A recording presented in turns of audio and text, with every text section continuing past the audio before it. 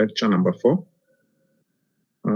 where we are going to be focusing on outsourcing.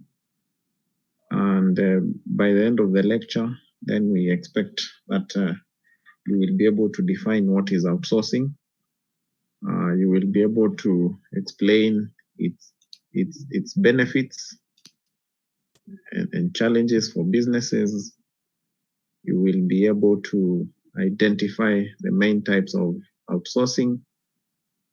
And finally, you will be able to explain the factors that influence the decision to outsource. Now, when you talk of outsourcing, we simply mean that it is the practice where organizations delegate some specific tasks and other forms of functions or processes to external service providers. And these will also involve other forms of partnerships with third-party companies. And these companies can either be domestic or international, and they are going to assist you to be able to handle various operations. We also say in outsourcing is where you focus on giving what you call non-core activities. What are not your main functions, you give them to other people to do them on your behalf, and you concentrate on the core functions. Every business is established with a specific function and a specific objective that they intend to achieve. So outsourcing now gives you that opportunity to say, let me concentrate on my main activities. For example, it could be a banking institution. Their main activity could be the activities around finances. And therefore, what services can they outsource? They can outsource cleaning services, they can outsource security services, and many other services like we are going to be seeing. So it is a practice that is gaining fame around institutions that intend to commit more of their time into focusing into their main mandate. Now, when it comes to outsourcing, there are a number of things that we outsource. We outsource activities and functions around the information technology or IT areas, departments within the organization. Now, what could be those IT areas or aspects that organizations can outsource? For example, they can outsource network monitoring and maintenance. They can outsource data backup solutions. They can outsource software development projects, e.g. mobile application and so on and so forth. We can also outsource activities with resource department. This particular department is concerned with ensuring that the human resource, the personnel within the workplace are well taken care of. So some of organizations under human resource department are going to outsource the payroll processing. Others outsource tax filing and compliance activities. Other organizations nowadays are outsourcing recruitment activities. So you as an organization do not really need to keep on advertising for a particular position. You just need to give that task to a recruitment agency, and they can be able to do the advertisement for you and be able to do an interview for the best candidate. Then they send these candidates to you. Those are recruitment activities. Majorly, they are with partnership with recruitment agencies. Then we also have outsourcing under the HR. Finally, maybe things around employee benefits. For example, health insurance.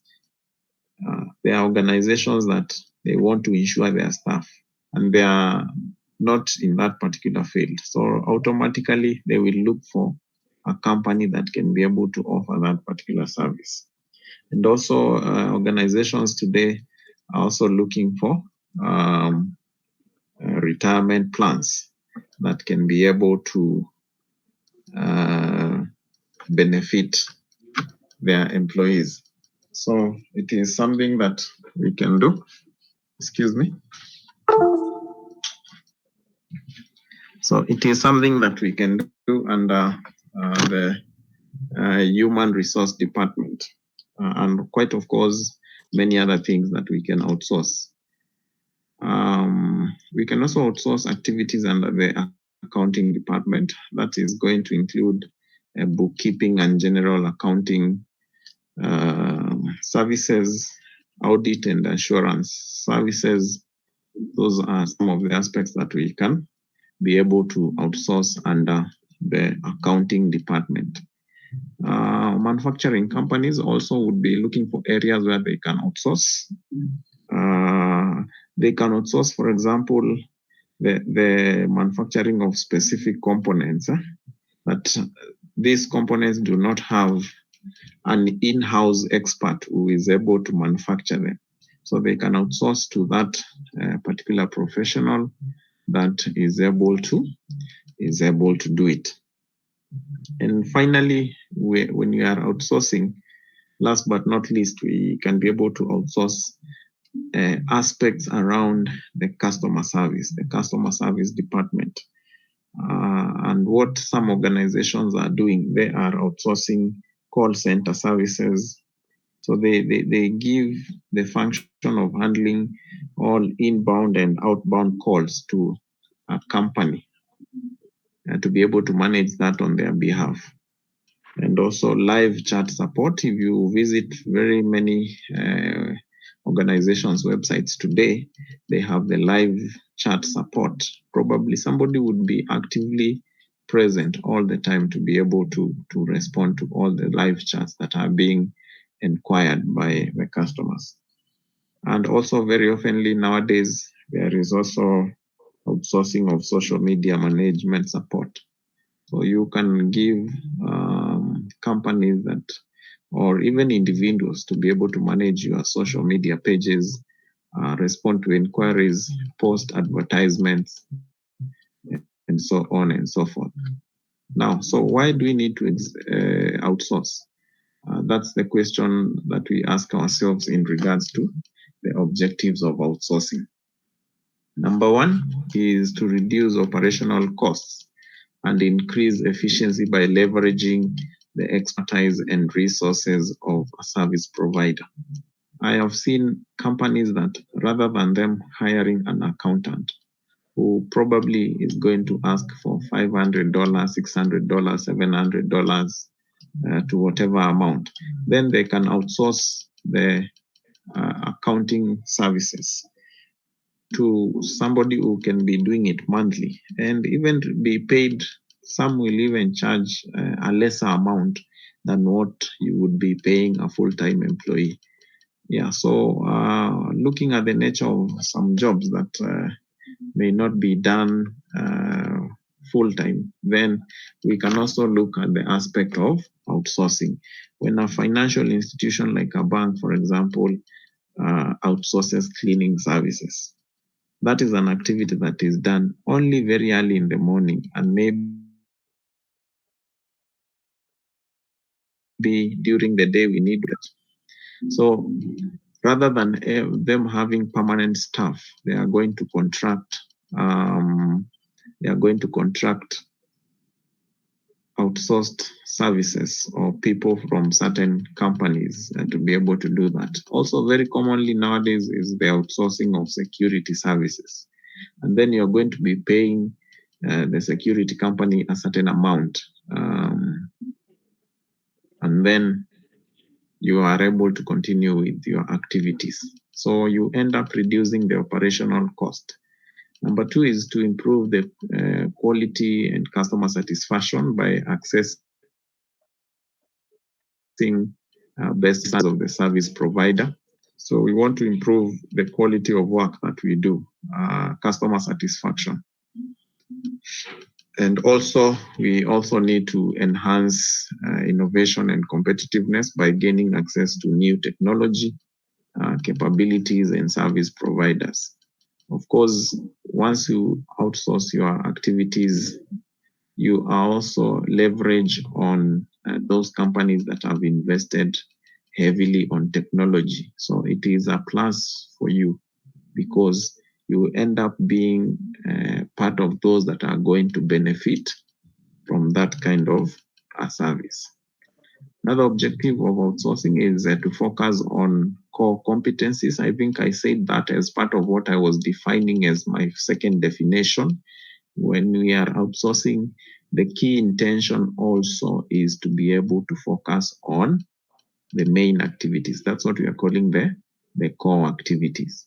And then finally is to be able to mitigate risks and uncertainties by transferring some responsibilities and liabilities to the service provider. So once you outsource, you are given an opportunity for somebody who is maybe an expertise in a particular area to be able to come through for you and who is able to do it even in a more efficient manner. So that means we are going to deal when we are talking about mitigating risks. So any risks that are going to arise because we want to do everything on our own will be minimal. Outsourcing has some disadvantages. It has some challenges. Number one is we are going to suffer loss of control as an organization. Whatever you have outsourced, it's no longer under your control. And therefore, there are risks or challenges that you may face because of that kind of an activity. Another disadvantage is reduced visibility into outsourced processes and quality. Another disadvantage is potential communication and cultural barriers. That is also very common. Probably you're outsourcing services to people in a different country. We could be having challenges in terms of communication and cultural barriers. Other disadvantages would be difficulty in protecting sensitive data and intellectual property. There is a lot of sensitive information. For example, when you outsource your accounting activities, bookkeeping and general accounting, and also the auditing and assurance services, the person that you have outsourced to is not a permanent employee of the organization. And therefore, they are able to get into understanding and getting so much details that as a company you are exposed. Yeah. So it is very, very difficult to ensure compliance with the regulations. Those are some of the disadvantages of outsourcing. We have a number of ways that organizations can do outsourcing. We have what we call process outsourcing. We have what we call knowledge process outsourcing or project outsourcing. We have offshoring, nearshoring, and onshoring. So we are going to discuss each one of them. So what do we mean by process outsourcing? When we talk about process outsourcing, we mean that you entrust specific business processes to an external provider. Part of these examples you're going to see that are just the ones that I gave when we were in the slide where we were discussing different outsourcing activities per department. And therefore, back office operations are examples of process outsourcing things. So when we talk about back office operations, we are talking about accounting activities, payroll activities, that is something to do with the payment of salaries, and also customer service activities. So I already gave those examples. You will be able to review them when the discussion started. When we are doing process outsourcing also, we outsource the IT processes. That includes network management, software development, data center operations, and other process outsourcing examples is when we outsource issues around the logistics and supply management. So we are looking to outsource warehousing services. Probably you are not in a position to construct your own warehouse. So what you do, you look for people that own warehouses and you partner with them to ensure that when you need anything to do with storage, then you have a place that you can be able to go and store your goods. And then we also have distribution and also procurement. And when you do process outsourcing, so what are some of the benefits that you're going to realize? Number one, it's reduced cost. So you are able to save on cost. I think we said about that in one of the slides where we were looking at the disadvantages. So I have already also explained that save a reduced cost in the context of what? Rather than hire a full accountant, organizations are resulting into hiring somebody who can do maybe their payroll at a specific time of the month. And then, of course, there is a payment that is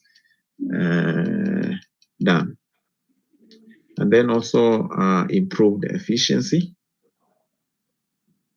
So we have, because we said you now are able to concentrate on the core activities, then you become even more efficient as a company. And then, of course, you are also able to access specialized skills from these individuals or outsourcing companies. Sorry, we have a drawback here. What are some of the challenges of process outsourcing? Potential loss of control. We also saw that on the disadvantages. So you are not in full control of all your activities.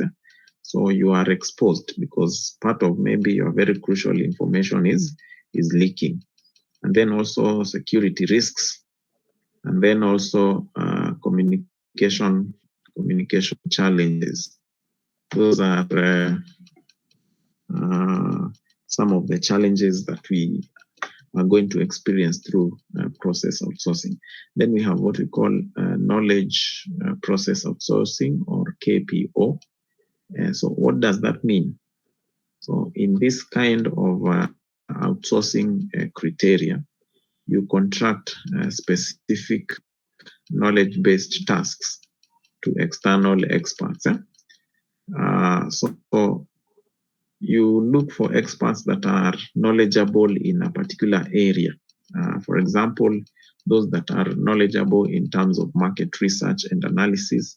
For example, if a company intends to set up a new branch in a particular place, then they could be able to outsource and look for somebody who's going to do the research bit for them. Yeah. And once they do the research bit, they can be able to give feedback to the company. Then based on the information that they receive, then the company is able to make a decision on whether that is a worthy investment or not. The other one is legal research and writing. So we could have outsourced services around the legal activities and the legal areas. And also, we can also outsource around content creation and translation. Nowadays, companies have moved lots of very many adverts on TV. Yeah? So they have gone to now content creators. They can outsource that advertising service to them. And you find it will definitely be cheaper than going to the national televisions to do advertising, and also translation. You have had people that do online work in terms of translation, transcribing. So you are going to be receiving a conversation like now I'm doing in English, and maybe we want to change it to French.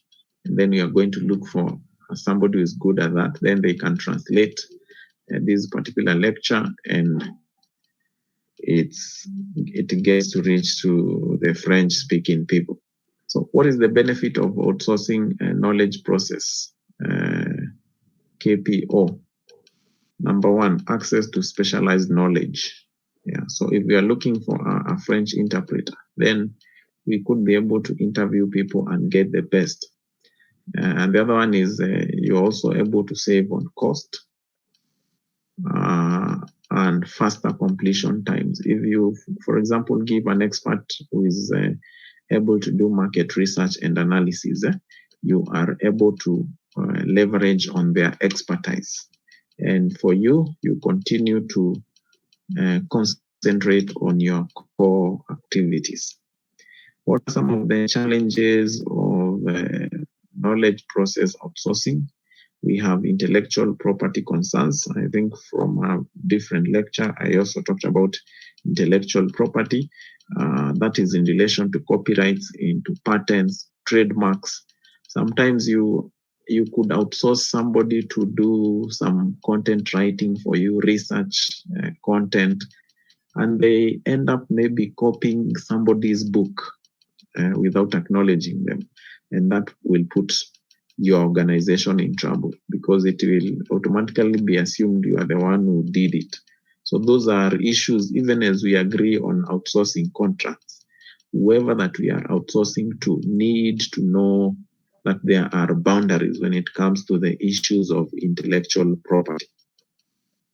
Quality control challenges. You could come across maybe somebody you want to outsource to, but for them, they are focused on the end. So they don't put in quality work, and that puts them in a lot of trouble. And then cultural differences, which we had mentioned. The other one is what we call project outsourcing. So in this kind of outsourcing, we hire an external team that is going to handle a specific project that we intend to start. If today Crystal University intends to do construction of a building, they may not be the ideal experts in construction activities, but they can outsource that activity or that project to a company that does real estate or any other forms of development. Examples are going to include website development and design. We can also do marketing campaigns. So we can outsource a project. We want to develop a website. We can give that to experts around that particular field. People nowadays are outsourcing events. We have now come to do, and individuals that do organizing of events. We can also outsource projects. Maybe we want to develop an app, a Crystal University app, or any other kind of an application. And then also, so once we outsource the project, then what are some of the benefits that you're going to get? Number one is access to specialized skills and resources. So you get to interact and meet people that are good at what they do. They are going to execute the project for you.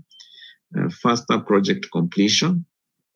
So because these guys are experts, they are specialized in this particular skill, they are going to better be able to complete the projects. And then also reduced in-house workload.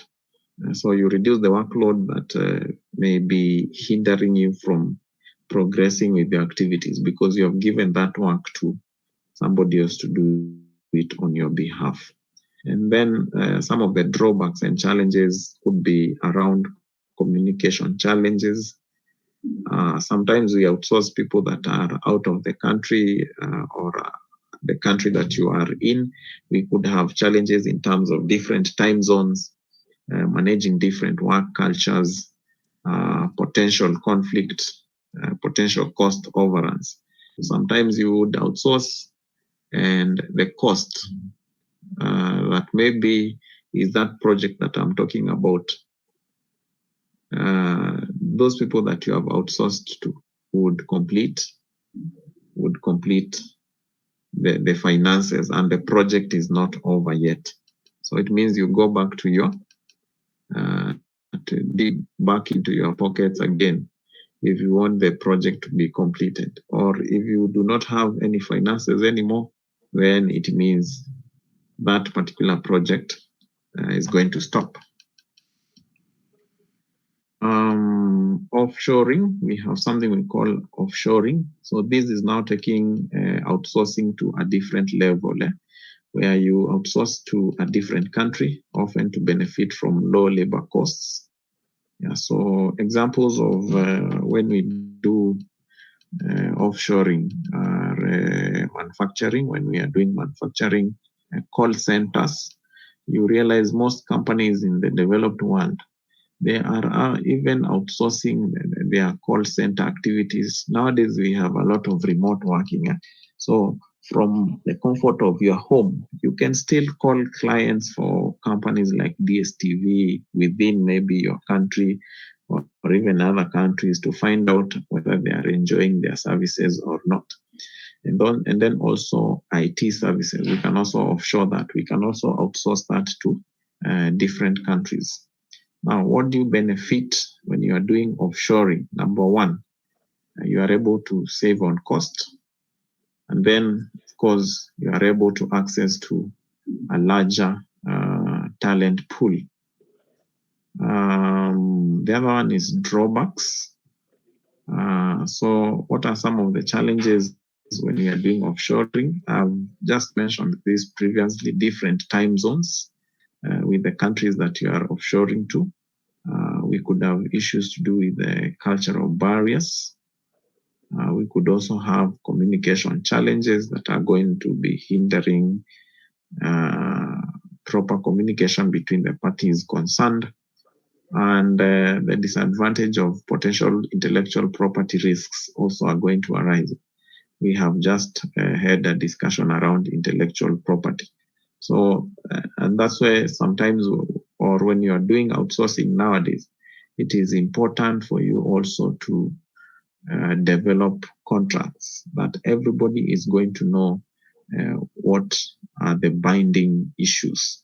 So that if you give me an opportunity to develop a reading material for you, and I go to somebody's book and I just copy everything and I do not acknowledge them, then I get to know that I could be able to put you in a lot of trouble.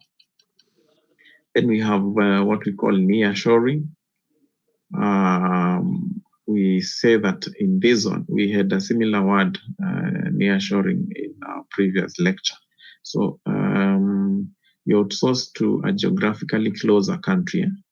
So you know, we talked about trading blocks yesterday.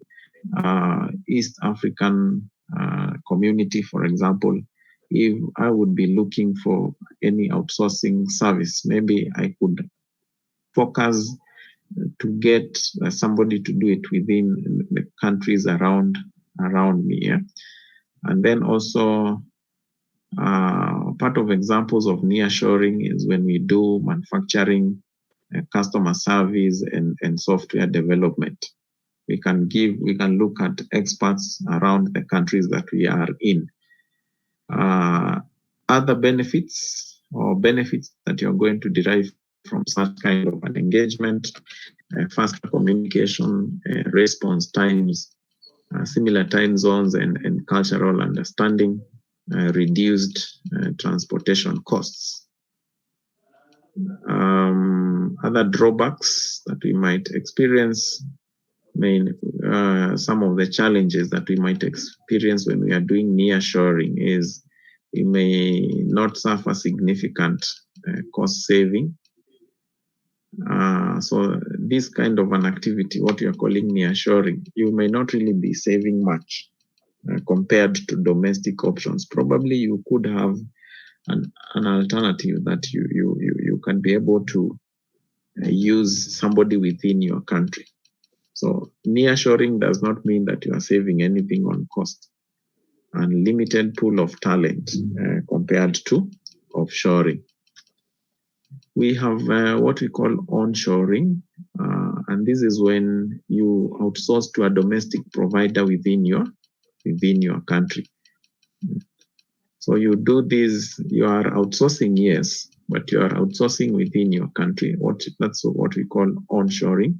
Examples of activities that we can be able to onshore: manufacturing, IT services, marketing agencies, and also we have also talked about recruitment agencies, and so on and so forth. Now, how do you benefit when you do onshoring? Number one, easier communication, because these are people that we have said are within your country, so you can easily have conversation with them, you can talk to them, have meetings with them, and so on and so forth. Cultural alignment, this being your country, you can be able to understand what different cultures may mean. Maybe if you're in trading of a particular goods and services that are so keen, or they take note of issues around culture. Yeah. For example, you could be in a business around products that are against religion, a particular religion, against the usage by a particular community. And that, of course, may be a great problem. Now, some of the challenges that we face when we are doing onshoring: number one, we may not offer cost savings compared to offshoring. In short, these drawbacks are telling us, even in short, these drawbacks are telling us when you are doing onshoring or offshoring or whatever kind of outsourcing, it may not be so about the nearness of that person or how far they are, but we need to begin to internalize outsourcing by asking ourselves, are we genuinely going to save on cost? That's very important to know. Now, when you are doing onshoring, there are strategic factors that we need to consider. Number one, we need to make sure that we have alignment with overall business goals. Yeah, so, and we intend in this particular point to ask ourselves a very important question: does outsourcing serve the company's long-term vision and competitive strategy? That's what I'm saying. It's not all about outsourcing. It is important for you to also ask, are these things that we are outsourcing in line with our overall company objectives? Yeah. Number B, another strategic factor is the need for you to focus on core competencies. Will outsourcing free up resources and talent to focus on areas of expertise? That's also a very important question that you ask yourself. So we don't just wake up and release our non-core activities. Yeah. How are we going to benefit in terms of the expertise that those that we are outsourcing to are going to be bringing? And then also access to specialized expertise. We are also going to be asking ourselves a very crucial question in terms of, does the company lack specific skills or resources in-house? Yeah.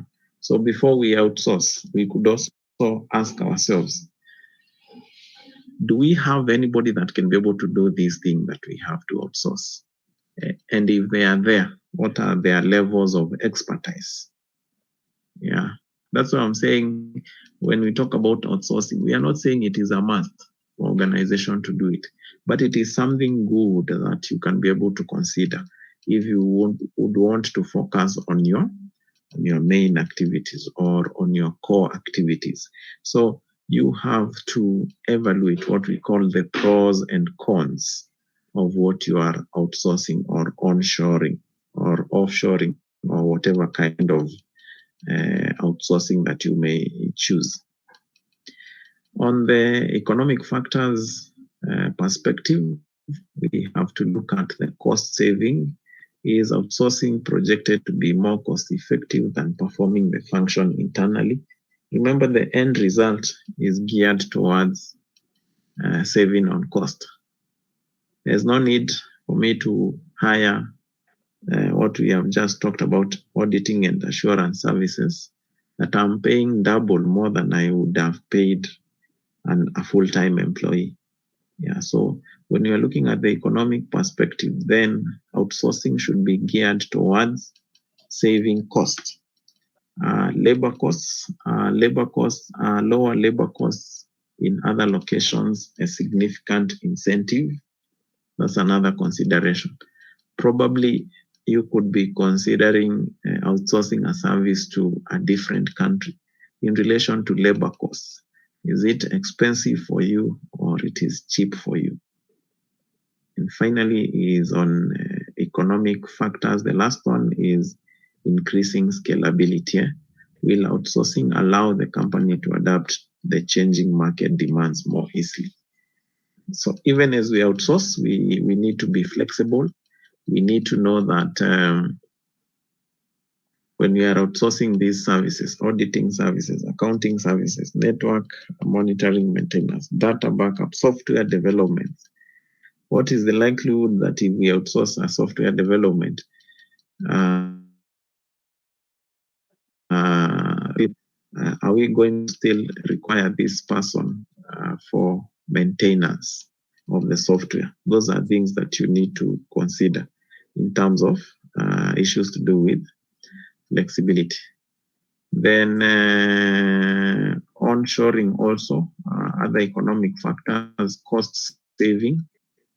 We have talked about that. Labor cost, increased scalability. They are similar to the ones that we have just discussed.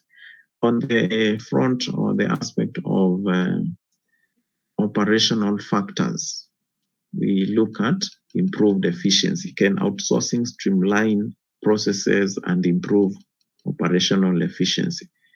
We ask ourselves that very, very important question. Remember, we have said we are outsourcing so that we focus on the core business.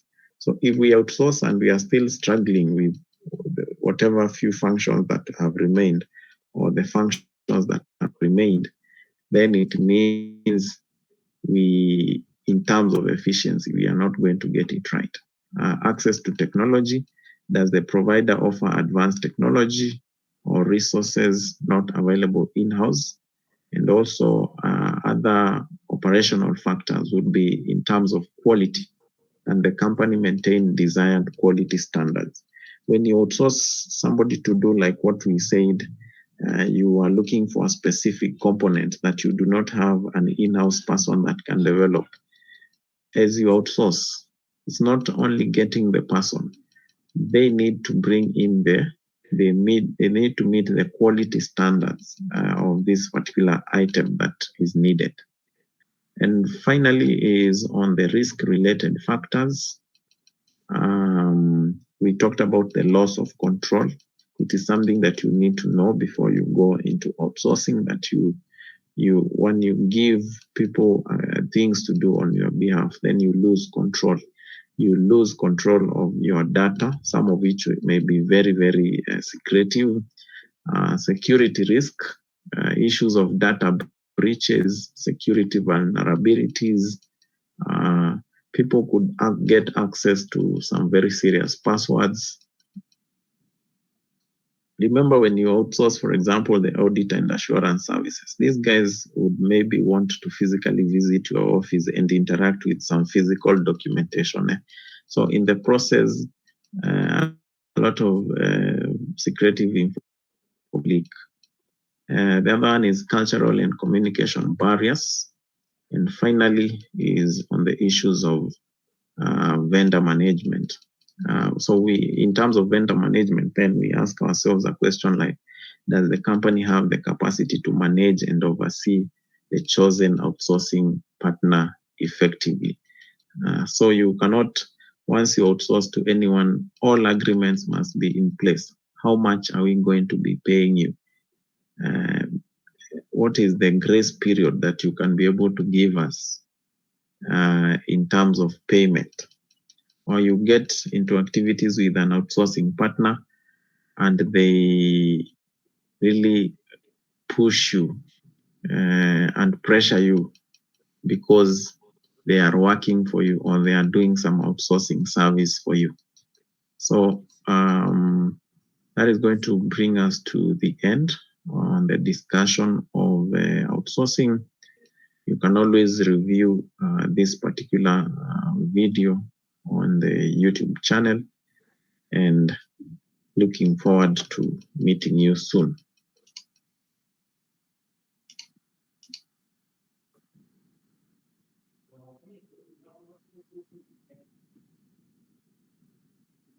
So thank you. Thank you.